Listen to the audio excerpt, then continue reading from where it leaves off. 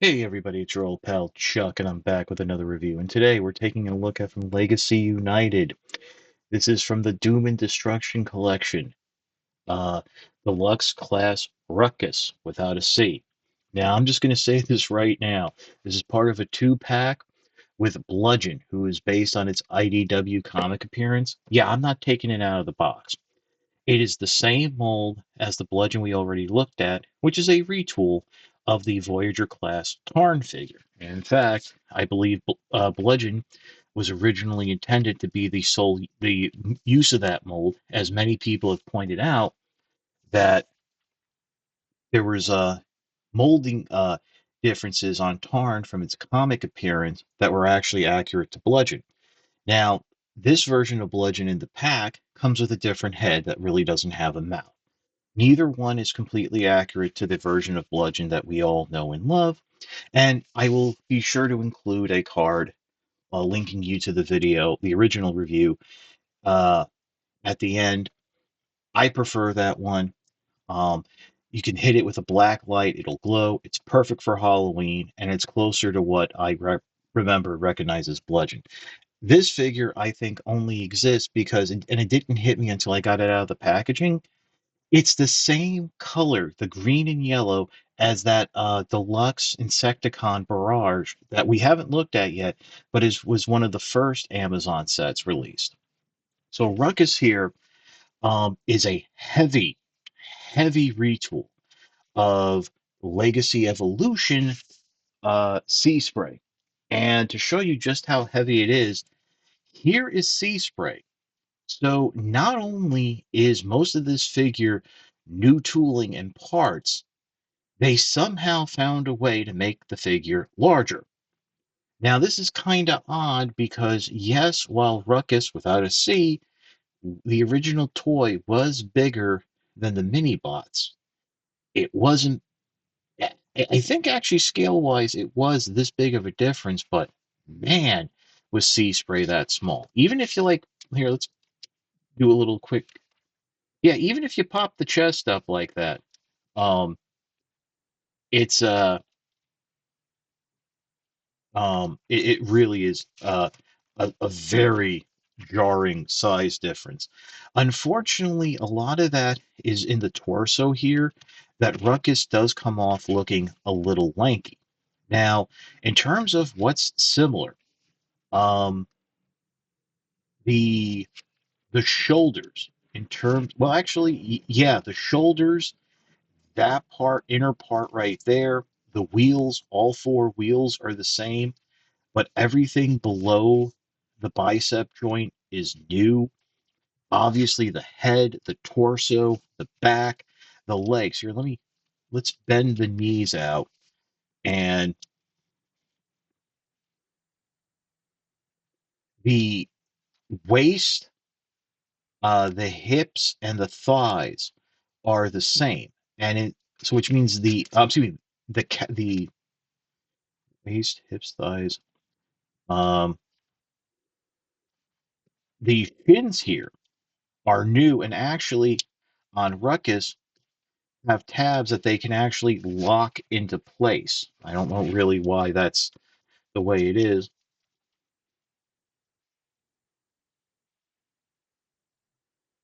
So, yeah, and obviously different molding and tooling. Now, one thing worth mentioning is the deco on Ruckus.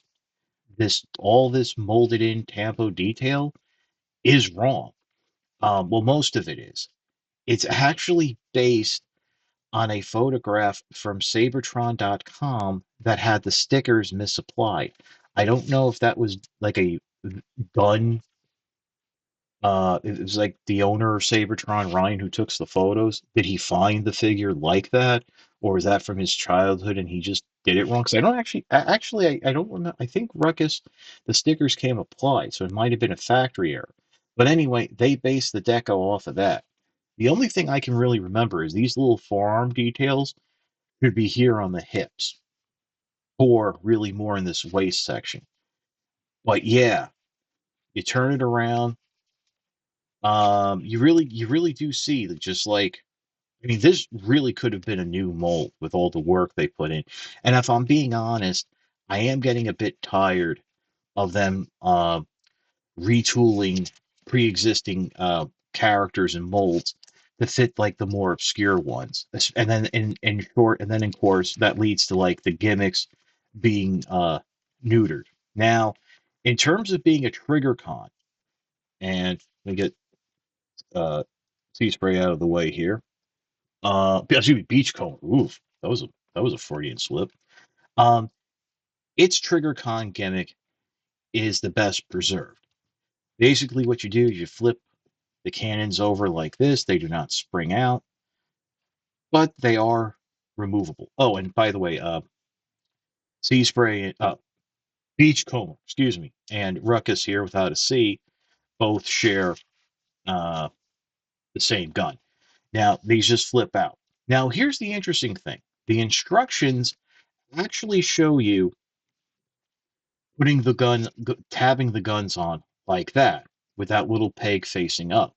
But in all the other images, and including on the box art and 3D renders, the gun is down like that.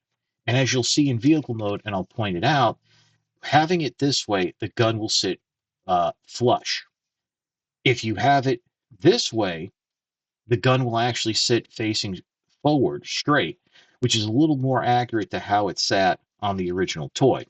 Speaking of sitting, the guns are removable since they do come separate in the packaging, and that is a 3 millimeter post, which means the, these can be handheld cannons.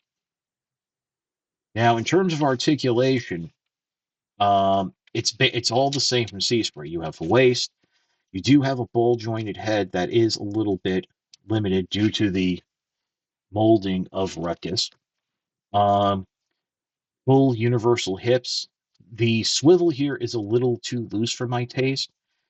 You have a 90-degree knee bend, um, and you do have ankle pivot, deep ankle pivot, like here. Well, let me get it. Let me get it. Oh, there we go. Pretty good on the Van Damme scale. Now, obviously, I don't know why the legs lock into place, but you're obviously going to keep them a little loose just for the articulation. But if you're just going to have them standing straight, it actually kind of helps with the stability to keep the legs locked in, and that is nice.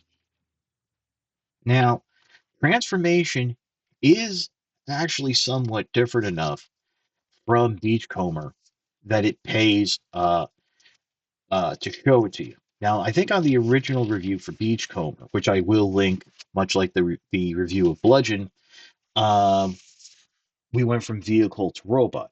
I'm going to take us from robot to vehicle. So let me pause, transform Beachcomber, and then we'll be right back. Okay, I've gone ahead, removed the weapon. Also, if you wanted, you can store it here on the back. I have the guns back, but not all the way down. That's just to give us a little room to work with. First thing you want to do is rotate the head around because the body does not telescope up. Next, straighten out the ankles if you haven't already, and peg the legs together. Next, what you're going to do is come in underneath and flip out what was the heel section, which is really forming more of the roof and side windows of the dune buggy. Now, the instructions show you to peg the arms in at this point. I'm going to say you can kind of wait until towards the end because really, when you're working on pegging the forearms in, those are going to come unpegged anyway. Turn the figure over, open up these panels, and bring them down around. This section, which was the heels, will tab into that section there, and that actually will help secure the vehicle mode. Close up those panels. And now for the hardest part of the transformation, which is getting the arms secure. Much like on Beachcomber, right there at the bicep is a tab that's going to peg into the side of the torso. But then, unlike Beachcomber, you have a tab here on the elbow, which has to go into that slot right under the cavity where the gun would sit And then there's a tab here on the front of the forearm, which has to go into that cavity uh, right there where my finger is on the front. Not the easiest thing to do. And there's no pretty way to do it. Just get it up and in. Um, I mean, as you can see, it really is just, at least with Beachcomber, there was a little bit of wiggle room, but there we go. That went in a lot easier than it normally would. Oh, but you know what? I don't have, there we go. You just got to push it in so it's flat there, tabbed in there, and tabbed in there. And then you can bring the gun down if you want. Do it again on this side. Um, Same thing. Um, and then just try not to turn the fist because I think that would make it worse. But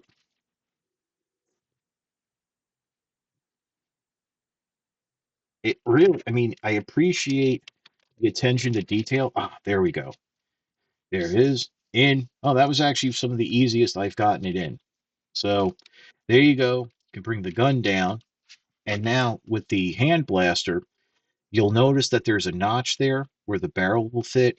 And of course, the pre existing tabs and slots that were there. So that will close up the front end there.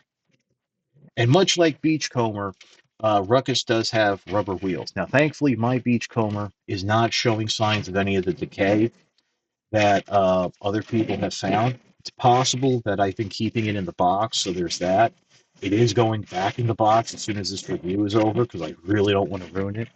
Because bringing it out to do this review, reminded me how much I enjoy Beachcomber. Now, we were talking about the shoulder guns. You can flip them up in this mode, but if you notice how it sits all the way down, and it's a little tricky to pop out, if you rotate them around so that the 3 millimeter peg is facing down, they actually sit naturally facing forward. And they don't look like they're upside down compared to robot mode. I kind of like that. I don't know if that's intentional. Um, like I said, the instructions kind of aren't clear or accurate to any of the art about how these guns are supposed to be pegged in. But to me, that's closer to how the original toy looked. And unlike the other trigger cons, in vehicle mode, Ruckuses without a C guns really didn't work well in vehicle mode because when you press the button, they would just automatically flip out all the way like that. But I think it's kind of cool for them to sit there just up like that. Now, bringing in Beachcomber, you can see how Ruckus, even in vehicle mode, is still a much larger figure. Um, I think that's kind of accurate because these like sand style dune buggies are meant to be very small, but you see that there's no lights. You have a more finished bumper here on Ruckus. You have that top detailing. The canopy, the seats are all closed off. Um, it's all one piece. Obviously, the sides are different because this is, with the guns and the cannons and all that. The back is a whole different section. The only thing I wish that on Ruckus that they figured out how to do, like on Beachcomber, was to hide the head a little bit better. But then again, that is accurate to the original toy. So, there is that. But again, nice rubber wheels, rolls very nicely. I really am floored how they were able to get a larger figure out of a smaller figure. But I don't think this is the first time they've done that. So I shouldn't be that surprised. Um, So let's just go ahead and we'll transform Ruckus back to robot mode. Just get it out of the way. You can just pop the gun off here, flip these up, open up these panels here at the bottom, keep them kind of straight. They somehow sit up on angles, but try to keep them straight because what we're going to do now is just grab this section here, and just by lifting it up, that will help free the arms. And basically, you can then swing the arms out to the side, and that'll give you plenty of room to work with. Swing the legs down and around. Just for the sake of transformation, peg them into the knees, close up that back panel, flip back the heels, separate the legs, uh, adjust the camera so the figure you can see the figure straight. Um, Rotate the head around. We've already separated the arms, so come in here, rotate the guns around. Like I said, you can store it here. Now, these are actually like missile launchers, so yeah, there you go. Got Rukus uh, without a C, ready to roll. I kind of now I'm thinking about it. Maybe part of the design of him having uh his feet, like his knees being able to lock in, has to do with like it's an intentional thing because those are missile launchers.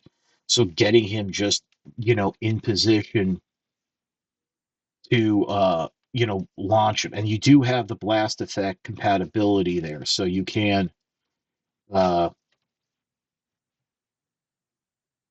uh you know have some like blast effects, missiles, and what have you. But I think out of all the TriggerCon updates that they've done, this is my favorite. It's certainly much better than Crankcase. Windsweeper I haven't handled yet, but to be honest, it's a repaint with a new head, no real retooling, and they somehow made it not a TriggerCon but a double target master. So yeah, um, really, there's not much more to say. Let's just go straight into my final thoughts. Um, why I like Ruckus without a C, I do think, unfortunately, it's at $50, $60 for a two pack. It's a bit much to pay for one figure. If I like that bludgeon more, maybe I could recommend it. But that original release, if you can find that original release for under retail, which you should be able to now, uh, definitely it's really worth the pickup. But while I think it's too early for this set to go on sale for the upcoming Prime Day, I think once we get into the holiday season, you'll see the price drop on this set. At which point, I feel confident enough to recommend this to you and say, go ahead and pick it up just for Ruckus because it'll work that much better. Because I think not that it will work better, but that the price will be a bit more palatable to you. But that's about it for the review. If you like this review, like, comment, and subscribe. While I will always appreciate the views, the likes, comments, and subscriptions help to communicate to YouTube through the algorithm that my channel should be exalted and held upon high. I also have a Patreon. It's www.patreon.com/chuckdog1999. All I ask for is $1 a month, $12 a year. No thrills, no tears, no special rewards. All you're doing is helping me help you to help me help you bring figures like this to you, as well as keeping up the infrastructure of the channel. But as I always say, if you can't afford the $1 a month, $12 a year, your views are more than thanks enough. Patreon is just a cherry on top of an already generous Sunday. So that's about it. Once again, for this is your old pal Chuck for Ruckus. We will see you next time.